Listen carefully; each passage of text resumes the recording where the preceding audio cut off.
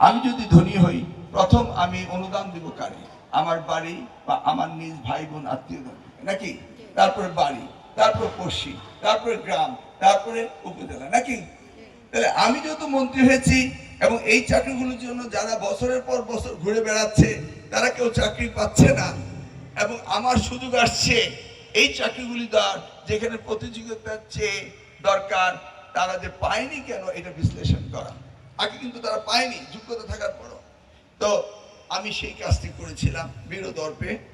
সেটাই আমি বোধ করি আমার সবচেয়ে বেশি প্রয়োজন। প্রথমে আমার কচুয়াকে দেখা, আবার চাঁদপুর পলিটেকনিক ইনস্টিটিউট আমি কচুয়া নিয়ে আসছি।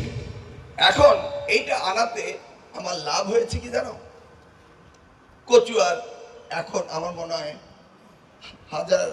3-4 তারা ডিপ্লোমা ইঞ্জিনিয়ার হয়ে গিয়েছে, এবং আমার মনে হয় আর 5-7 বছর পরে বাংলাদেশে